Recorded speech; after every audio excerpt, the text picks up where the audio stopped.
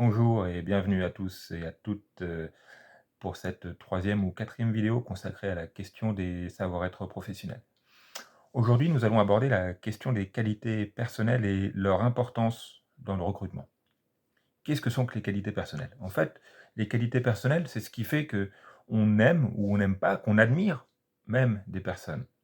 Je vais vous prendre un exemple très simple. Si je vous demande, et là vous pouvez faire le test chez vous, si je vous demande quelle est la personne que vous admirez le plus, allez-y, prenez quelques secondes et vous pouvez répondre. Ça peut être quelqu'un de connu, ça peut être un proche, ça peut être un personnage fictif, peu importe.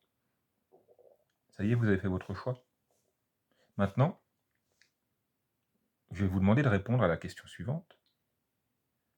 Pourquoi avez-vous choisi cette personne? Je vous laisse encore quelques secondes.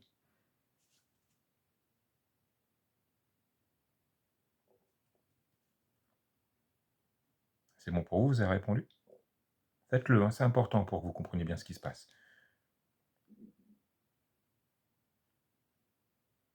Eh bien, pour l'immense majorité d'entre vous, la personne que vous aurez sélectionnée, le personnage, la raison pour laquelle vous admirez ou non cette personne, c'est une qualité personnelle.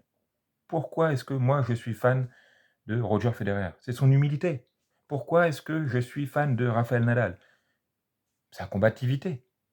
Pourquoi est-ce que je suis fan de, allez, je ne sais pas, Superman? C'est pas parce qu'il a des, c'est pas parce qu'il a des muscles, c'est pas parce qu'il vole. Non, c'est parce que il a des qualités humaines qui le rendent exceptionnel. C'est bien ce qui va définir, même dans la question des films. Je prends Superman et son antagoniste. Vous avez grosso modo les mêmes compétences de force. euh, et qu'est-ce qui va faire qu'on en aime un ou l'autre? Forcément, c'est ses qualités personnelles. Donc voilà, c'est ça les qualités personnelles. Et donc la question d'admirer ou non, en fait, elle renvoie directement à la question de qui on va sélectionner dans un processus d'embauche.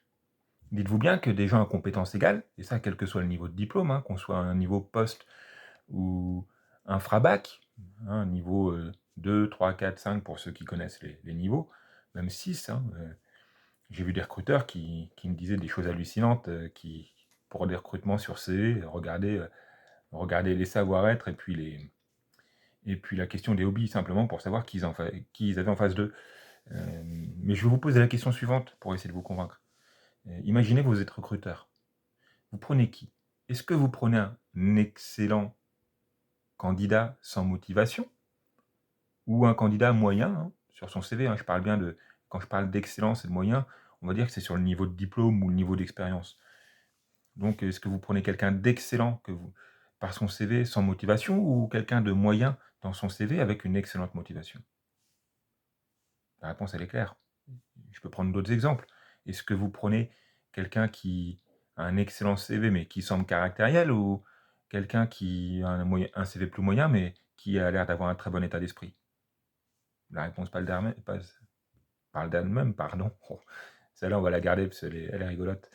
Hem, Encore un exemple, est-ce qu'on va prendre quelqu'un qui a un gros CV et qui a l'air indiscipliné ou est-ce qu'on va prendre quelqu'un qui a un CV plus moyen et qui va être rigoureux?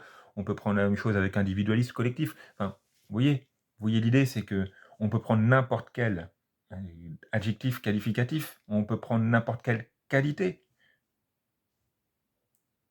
Vous faites l'essai, vous êtes recruteur, vous prenez quelqu'un qui a des qualités personnelles importantes plutôt que son CV, plutôt que son expérience, plutôt que ses compétences.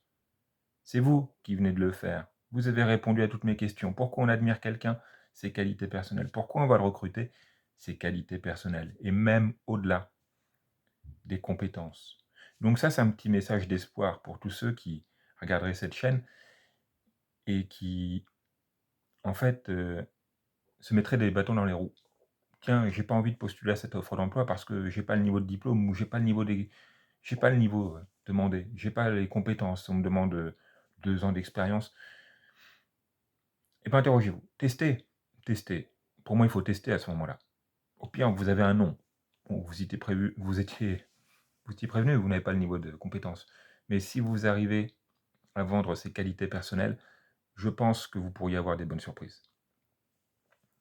Voilà, je vous laisse pour aujourd'hui.